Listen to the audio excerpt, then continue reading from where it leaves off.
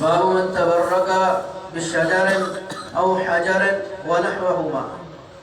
امام محمد بن عبد الوہاب رحمۃ اللہ علیہ یہ باب باندھتے ہیں کہ کسی شخص کا درخت کو بابرکت سمجھنا یا پھر کسی پتھر کو بابرکت سمجھنا یا اس جیسی کوئی بھی چیز کو بابرکت سمجھنا وہ کیسا ہے۔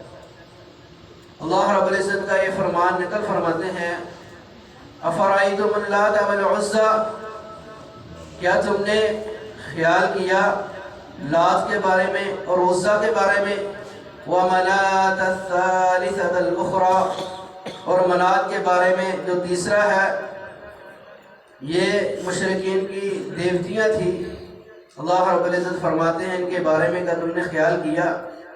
اور دوسرا عقیدہ ان کا الکم الذکر ولہ الانثی، اپنے لیے تو مذکر پسند کرتے ہیں اور اللہ رب العزت کے لیے مؤنث، اور کہتے تھے کہ فرشتے اللہ تعالیٰ کی نعوذ باللہ من ذالک یہ بیٹیاں ہیں۔ تلک اذن قسمۃ ضیزی، اللہ رب العزت فرماتے ہیں یہ تقسیم کس قدر ٹیڑھی ہے کہ اپنے لیے بیٹے اور میرے لیے بیٹیاں۔ ان ہی الا اسماء سمیتموہا، اور جتنے بھی انہوں نے اپنے دیوتیوں کے نام رکھے ہیں، انتم و آباؤکم، تم نے اور تمہارے آباء و اجداد نے، ما انزل اللہ بہا من سلطان، اللہ رب العزت نے کوئی بھی ان کی کوئی دلیل نہیں اتاری۔ ان یتبعون الا الظن، یہ ان کا اپنا ہی گمان ہے، وما تہوی الانفس، اور یہ ان کے اپنے ہی نفسوں کی خواہشات ہے۔ وَلَقَدْ جَاءَهُم مِّن رَّبِّهِمُ الْهُدَىٰ، تحقیق آپ کے پاس آپ کے رب کی طرف سے ہدایت آ چکی ہے۔ اور پھر آگے رسول اللہ صلی اللہ علیہ وسلم کا یہ فرمان معظم نقل فرماتے ہیں خرجنا مع رسول اللہ صلی اللہ علیہ وآلہ وسلم الى حنین، کہ ہم رسول اللہ صلی اللہ علیہ وسلم کے ساتھ نکلے حنین کے میدان کی طرف۔ وَنَحْنُ حُدَثَاءُ عَهْدٍ بِكُفْرٍ، اور صحابہ کرام کہتے ہیں کہ ابھی ہم نے نیا نیا اسلام قبول کیا تھا، کفر کو ابھی نیا نیا چھوڑا تھا۔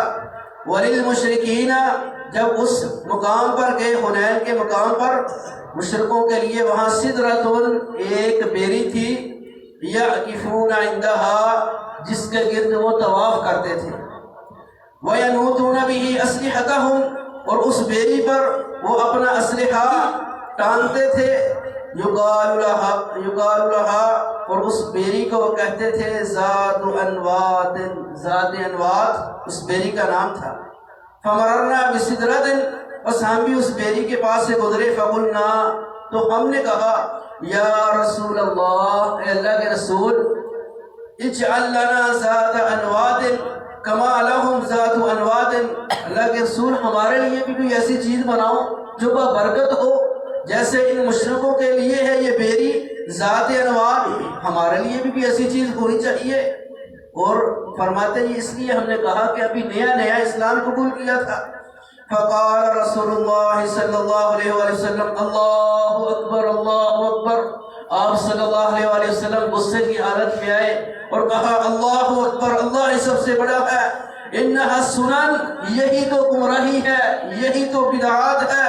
قلتم، جو تم نے کہا، والذی نفسی بیدی، مجھے قسم ہے اس ذات کی جس کے قبضہ قدرت میں محمد صلی اللہ علیہ وسلم کی جان ہے، کما قالت بنو اسرائیل لموسیٰ، تم نے تو ایسی ہی بات کی جیسے بنی اسرائیل نے موسیٰ علیہ السلام کے لیے کہی تھی، اجعل لنا الہا کما لہم آلہہ، اے موسیٰ ہمارے لیے بھی الہ بناؤ جیسے ان کافروں کے لیے الہ ہے، ہم ان کو دیکھیں اور وہ ہمارے سامنے وہ گفتگو کرے، بات کرے، ہمیں علم ہو اس کا۔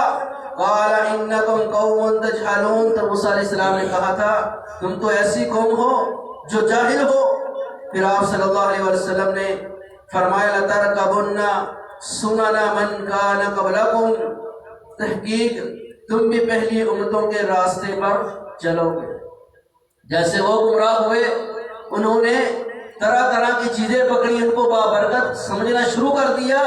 ایک وقت آئے گا اے میری امت کے لوگوں، تم بھی اس فتنے کے اندر مبتلا ہو جاؤ۔ محترم بھائیوں، آج کا یہ انہوں نے باب باندھ کے یہ حدیث مبارکہ نقل کی ہے کہ ہم اپنی طرف سے کسی چیز کو، کسی درخت کو، کسی پتھر کو بابرکت نہیں سمجھ سکتے۔ یہاں تک کہ حضرت عمر بن خطاب رضی اللہ تعالیٰ عنہ کا دور ہے، جس مقام پر بیعت رضوان ہوئی اور جس درخت کا اللہ رب العزت نے تذکرہ قرآن مجید میں فرما دیا، لقد رضی اللہ عن المؤمنین اذ یبایعونک تحت الشجرہ، کہ اس درخت کے پاس رسول اللہ صلی اللہ علیہ وسلم نے بیعت لی صحابہ کرام سے۔ صحابہ کرام نے اس کو بابرکت سمجھنا شروع کر دیا کہ یہ درخت ایسا ہے جس کا تذکرہ قرآن مجید میں آیا ہے، بڑا ہی بابرکت یہ درخت ہے، اور اس کے پاس عقیدت کے ساتھ جانا شروع ہو گئے۔ جب حضرت عمر بن خطاب رضی اللہ تعالیٰ عنہ کو علم ہوا تو حضرت عمر بن خطاب رضی اللہ تعالیٰ عنہ نے اس درخت کو جڑ سے ہی اکھاڑ دیا کہ آج تو یہ عقیدت کے ساتھ جاتے ہیں، کل کو یہ اس درخت کے پاس جائیں گے، نہ جانے پھر کیا کیا معاملات ہوں گے۔ اور شرک ایسا ہی عقاد ہوتا ہے، بلکہ ایک اور ان کا یہ معاملہ آتا ہے حدیث مبارکہ کے اندر، بیت اللہ کا طواف کر رہے ہیں، جیسے ہی حجر اسود کے پاس پہنچے اس کو مخاطب کیا، اے حجر اسود، نہ تو مجھے نفع دے سکتا ہے نہ نقصان دے سکتا ہے، صرف تجھے میں بوسہ اس لیے دیتا ہوں کہ میں نے اپنے پیارے حبیب حضرت محمد مصطفیٰ صلی اللہ علیہ وسلم کو دیکھا تو انہوں نے تجھے بوسہ دیا۔ اس کو بوسہ دینا عبادت ہے، استلام کرنا عبادت ہے۔ یہ کیوں ہے؟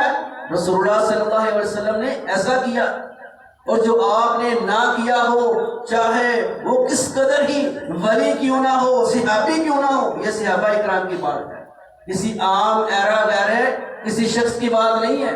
اگر وہ بھی کسی ایسی چیز کو بابرکت سمجھنے لگے اور کسی پتھر کو، کسی درخت کو، رسول اللہ صلی اللہ علیہ وسلم نے اس سے بھی سختی کے ساتھ منع کیا، اور یہی شرک کا آغاز ہے کہ آج اس کو بابرکت سمجھیں گے، کل آہستہ آہستہ نہ جانے اس پر کیا کیا معاملات ہوں گے۔ اور آج ہم دیکھ لیں، ہم جاتے ہیں مزاروں کے اوپر اور نہ جانے ایسے ایسے کیسے معاملات ہوتے ہیں، کہیں پہ کھنڈی ہے اور کہیں پہ کوئی پگڑی ہے، کہیں پہ کوئی ایسی چیز ہے، لوگ اس کا طواف کر رہے ہیں، بابرکت کے لیے اس کو دیکھنے کے لیے جاتے ہیں، اسپیشل ادھر سے وہ سفر کرتے ہیں۔ بازار کے اندر ایک شخص مجھے کہنے لگا کہ میں فلاں دربار پہ گیا ہوں اور میری حاضری ہوگی اور میں نے وہاں پر ایک پیر صاحب کی وہ فلاں چیز میں نے دیکھ لی، اب میرے 10 سال کے گناہ معاف۔ اب جب ایسی باتیں ہوں گی معاشرے کے اندر، ایسا بگاڑ ہوگا، نتیجہ یہ نکلے گا جس کی شریعت کے اندر کوئی دلیل ہی نہیں ہے۔ اللہ رب العزت فرماتے ہیں یہ تو ایسی باتیں ہیں، ان یتبعون الا الظن، یہ ان کا اپنا ہی گمان ہے، نہ شریعت کے اندر نہ رسول اللہ صلی اللہ علیہ وسلم نے ایسی باتیں کہی ہیں، نہ فرمائی ہے کہ کسی دربار کی طرف جاؤ یا کسی ایسی چیز کی طرف جاؤ، بلکہ شریعت کے اندر آپ صلی اللہ علیہ وسلم نے فرمایا لا تشد الرحال الا ثلاثة، اگر ثواب کی نیت سے کسی مقام پر آپ جانا چاہتے ہو تو وہ 3 ہی جگہ، اس کے علاوہ ثواب کی نیت سے اگر آپ جاتے ہو تو وہ بھی شریعت کے اندر جائز نہیں، ثواب کی نیت سے نہیں جا سکتے۔ سب سے پہلے بیت اللہ کی طرف آپ یہیں سے سفر شروع کریں گے، ثواب کی نیت سے آپ کے نامہ اعمال کے اندر ثواب لکھنا شروع ہو جائے۔ دوسرا مسجد نبوی کی طرف و مسجد ہذا، اور تیسرا مسجد اقصیٰ۔ صرف یہ 3 مقامات ہیں، اس کے علاوہ اور کسی مقام کا آپ سفر کرتے ہو ثواب کی نیت سے، یہ شریعت کے اندر جائز نہیں۔ اللہ رب العزت سے دعا ہے کہ اللہ رب العزت ہمیں صحیح عقیدہ سمجھ کر کے اس پر عمل کرنے کی توفیق عطا فرمائے۔ وما توفیقی الا باللہ۔